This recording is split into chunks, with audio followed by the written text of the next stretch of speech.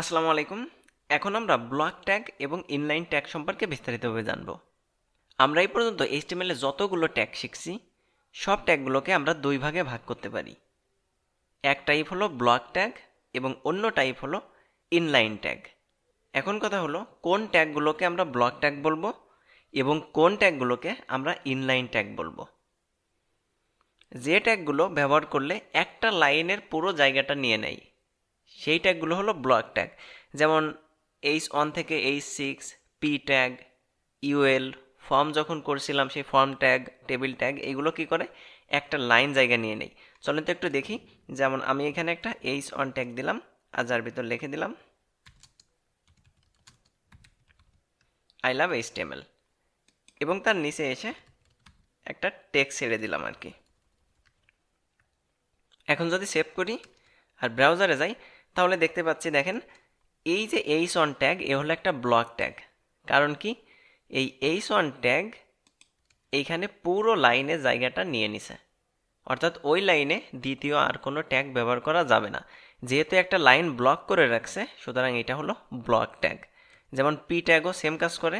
যদি আমরা কখনো পি ট্যাগ ব্যবহার করি আর পি ট্যাগের ভিতর কিছু টেক্সট লিখে দিই, এও কি করবে, পুরো লাইনটা ধরে ব্লক করে রাখবে। এবং এর পরেও যদি আপনি অন্য কোনো টেক্সট লেখেন তাও দেখবেন সেই টেক্সটটা নিচেই দেখাচ্ছে, অর্থাৎ পিও আর একটা ব্লক ট্যাগ। অর্থাৎ যে ট্যাগগুলো সাধারণত একটা লাইন জায়গা নিয়ে নেয় সেটাই হলো ব্লক ট্যাগ। এই ব্লক ট্যাগের ভিতর সবথেকে উল্লেখযোগ্য এবং বেশি ব্যবহৃত ট্যাগটি হলো ডিভ।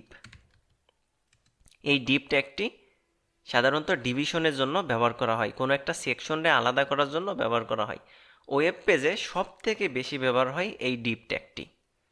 এর ভিতর আমরা যদি কোনো টেক্সট অ্যাড করে দিই, এমনি সাধারণ অবস্থায় আমি একটা টেক্সট দিয়ে দিলাম, দেখেন এটা হলো একটা ব্লক ট্যাগ। এখন আসি ইনলাইন ট্যাগ। আমি এই যে হরাইজন্টাল একটা দাগ দিয়ে দিলাম, এই হরাইজন্টালে দাগ দেওয়ার জন্য এই সার ট্যাগটাও কিন্তু একটা ব্লক ট্যাগ। ইনলাইন কোন ট্যাগগুলো, যে ট্যাগগুলো ব্যবহার করলে পুরো লাইনে জায়গা নেয় না, অর্থাৎ এক লাইনে থাকতে পারে, সেগুলো হলো ইনলাইন ট্যাগ। যেমন বি ট্যাগ, আমি এখানে আবারও লিখে দিলাম আই লাভ HTML। দেখেন এই লাভটাকে আমি বি ট্যাগের মাধ্যমে ঘিরে দিলাম। এখন দেখেন এটাকে বি ট্যাগের মাধ্যমে ঘিরে দেওয়ার পরেও দেখেন এক লাইনে আছে, কারণ হলো এইটা ইনলাইন ট্যাগ। তাছাড়া দেখা যাচ্ছে যে আন্ডারলাইনের জন্য U tag, I tag, superscript বা সাবস্ক্রিপ্ট ট্যাগ, এই সব ট্যাগগুলো হলো ইনলাইন ট্যাগ, অর্থাৎ যে ট্যাগগুলো এক লাইনে থাকতে পারে। ইনলাইন ট্যাগের ভিতর সব থেকে জনপ্রিয় ট্যাগ হলো স্পান। আমি এখানে একটু লিখি স্পান। এই স্পান ট্যাগটা হলো ইনলাইনের ভিতর সব থেকে ব্যবহৃত ট্যাগ।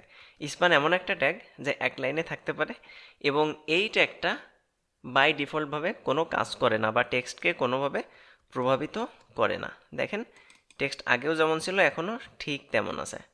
আমি আবারও একটু বলি, যে ট্যাগগুলো এক লাইন জায়গা পুরোপুরি দখল করে, অর্থাৎ একটা লাইন ধরে ব্লক করে রাখে, সেগুলো হলো ব্লক ট্যাগ।